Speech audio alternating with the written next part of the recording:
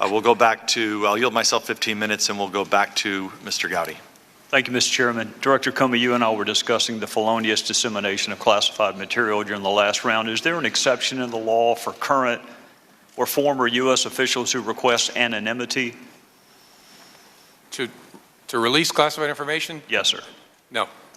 Is there an exception in the law for reporters who want to break a story? Well, that's a harder question as to whether a reporter incurs criminal liability by publishing classified information, and one probably beyond my ken. I'm not as good a lawyer as Mr. Schiff said I used to be. Well, I don't know about that, but the statute does use the word publish, doesn't it? It does, but that's a question I know the Department of Justice has struggled with through administration after administration. I know the department struggled with it, the Fourth Circuit struggled with it, lots of people have struggled with it, but you're not aware of an exception in the current dissemination of classified information statute that carves out an exception for reporters. No, I'm not aware of anything carved out in the statute. I don't think a reporter has been prosecuted, certainly in my lifetime, though. Well, there have been a lot of statutes that bar in this investigation for which no one's ever been prosecuted or convicted, and that does not keep people from discussing those statutes, namely the Logan Act. In theory, how would reporters know a U.S. citizen made a telephone call to an agent of foreign power? How would they know legally? Yes. If it was declassified and then discussed in a judicial proceeding or a congressional hearing, something like that. And assume none of those facts are at play, how would they know? Someone told them who shouldn't have told them. How would a reporter know about the existence of intercepted phone calls? Well, same thing. In a legitimate way, through an appropriate proceeding where there's been declassification. In any other way, in an illegitimate way. How would reporters know if a transcript existed of an intercepted communication? Same answer. The only legitimate way would be through a proceeding, appropriate proceeding. The illegitimate way would be somebody told them who shouldn't have told them. What does the term mask mean in the concept of FISA and other surveillance programs? As Director Rogers explained, it's our practice, approved by the FISA court, of removing the names of U.S. persons to protect their privacy and their identity unless it hits certain exceptions. So masking means, as Mike Rogers said, I'll often see an intelligence report from NSA that will say U.S. person number 1, U.S. person number 2, U.S. person number 3, and there's no further identification on the document. Admiral Rogers said there are 20 people within the NSA that are part of the unmasking process. How many people within the FBI are part of the unmasking process? I don't know for sure as I sit here. Surely more, given the nature of the FBI's work. We come into contact with U.S. persons a whole lot more than the NSA does because we may be conducting, we only conduct our operations in the United States to collect electronic surveillance, to conduct electronic surveillance. So I can find out the exact number. I don't know it as I sit here. Well, I think, Director Comey, given the fact that you and I agree this is critical, vital, indispensable, a similar program is coming up for reauthorization this fall with a pretty strong headwind right now, it would be nice to know the universe of people who have the power to unmask a U.S. citizen's name, because that might provide something of a roadmap to investigate who might have actually disseminated a masked U.S. citizen's name. Sure, the number is relevant, but what I hope the American people will realize is the number is important, but the culture behind it is, in fact, more important. The training, the rigor, the discipline. We are obsessive about FISA and the FBI for reasons I hope make sense to this committee, but everything that's FISA has to be labeled in such a way to warn people, this is FISA. We treat this in a special way. So we can get you the number, but I want to assure you the culture of the FBI and the NSA around how we treat U.S. person information is obsessive, and I mean that in a good way. Director Comey, I am not arguing with you, and I do agree the culture is important, but if there are 100 people who have the ability to unmask and the knowledge of a previously masked name, then that's 100 different potential sources of investigation. And the smaller the number is, the easier your investigation is. So the number is relevant. I concede the culture is relevant. NSA, FBI, what other U.S. government agencies have the authority to unmask a U.S. citizen's name? Well, I think all agencies that collect information pursuant to FISA have what are called standard minimization procedures, which are approved by the FISA court that govern how they will treat U.S. person information. So I know the NSA does, I know the CIA does, obviously the FBI does. I don't know for sure beyond that. How about the Department of how about Maine Justice? I mean, Maine Justice, I think, does have standard minimization procedures. All right, so that's 4. The NSA, FBI, CIA, Maine Justice. Does the White House have the authority to unmask a U.S. citizen's name? I think other elements of the government that are consumers of our products can ask the collectors to unmask. The unmasking resides with those who collected the information. And so if Mike Rogers' folks collected something and they send it to me in a report and it says U.S. person number 1, and it's important for the FBI to know who that is, our request will go back to them. The White House can make similar requests of the FBI or of NSA, but they don't on their own collect, and so they can't on their own unmask. I got that about right? No, that's correct. I guess what I'm getting at, Director Comey, is you say it's vital, you say it's critical, you say it's indispensable. We both know it's a threat to the reauthorization of 702 later on this fall. And oh, by the way, it's also a felony punishable by up to 10 years. So how would you begin your investigation, assuming for the sake of argument that a U.S. citizen's name appeared in the Washington Post and the New York Times unlawfully? Where would you begin that investigation? Well, I'm not going to talk about any particular investigation. That's why I said in theory. You would start by figuring out, so who are the suspects? Who touched the information that you've concluded ended up unlawfully in the newspaper, and start with that universe, and then use investigative tools and techniques to see if you can eliminate people or include people as more serious suspects. Do you know whether Director Clapper knew the name of the U.S. citizen that appeared in the New York Times and Washington Post? I can't say in this forum because, again, I don't want to confirm that there was classified information in the newspaper. Would he have access to an unmasked name? In some circumstances, sure. He was the Director of National Intelligence, but I'm not talking about the particular. Would Director Brennan have access to an unmasked U.S. citizen's name? In some circumstances, yes. Would National Security Advisor Susan Rice have access to an unmasked U.S. citizen's name? I think yes, in general, and any other national security advisor would, I think, as a matter of their ordinary course of their business. Would former White House advisor Ben Rhodes have access to an unmasked U.S. citizen's name? I don't know the answer to that. Would former Attorney General Loretta Lynch have access to an unmasked U.S. citizen's name? In general, yes, as would any Attorney General. So that would also include acting AG Sally Yates? Same answer. Did you brief President Obama on,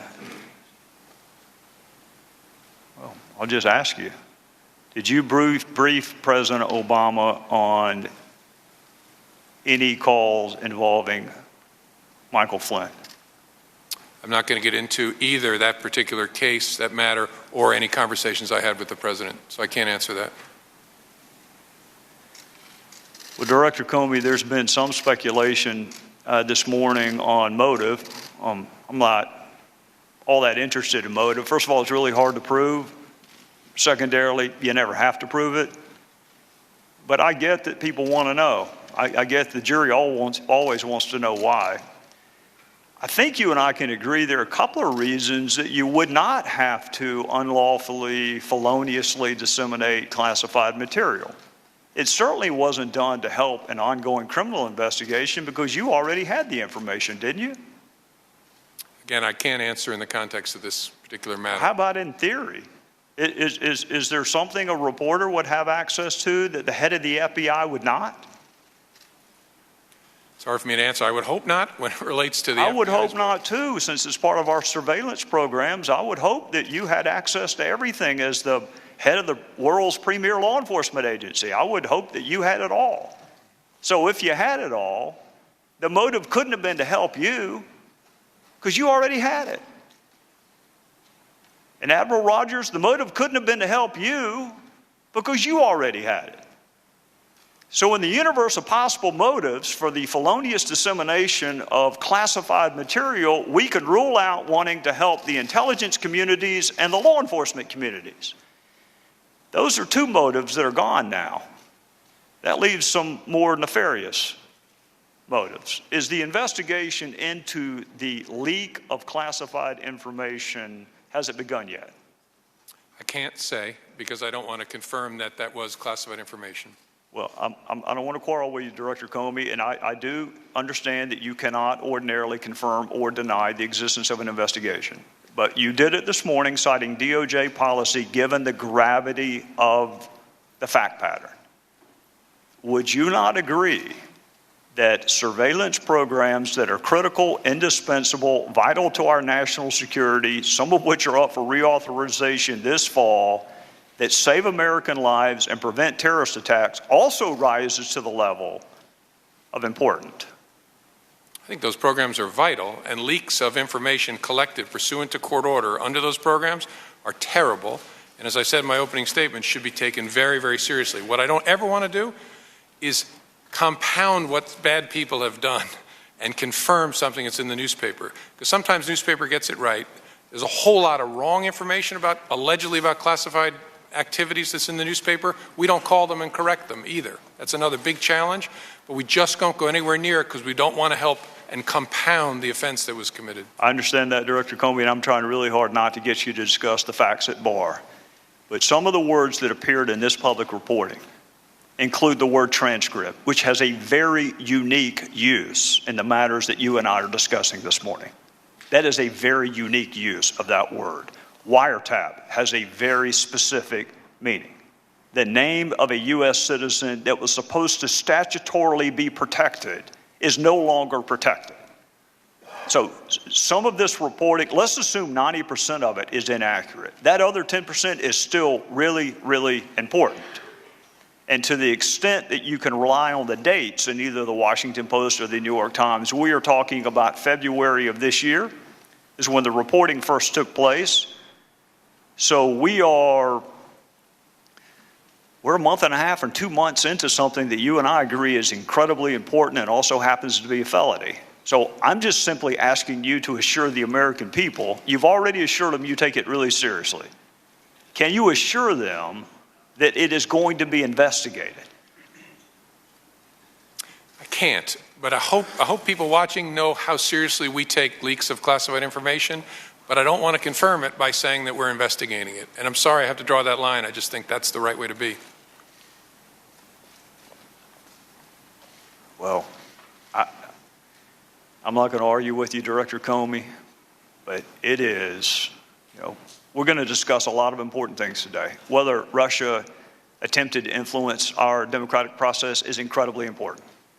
Whether they sought to influence it is a separate analysis, incredibly important. The motive behind that interference and influence, incredibly important. Our U.S. response, incredibly important. Some of that may rise to the level of a crime. Some of it does not rise to the level of a crime. One thing you and I agree on is the felonious dissemination of classified material most definitely is a crime.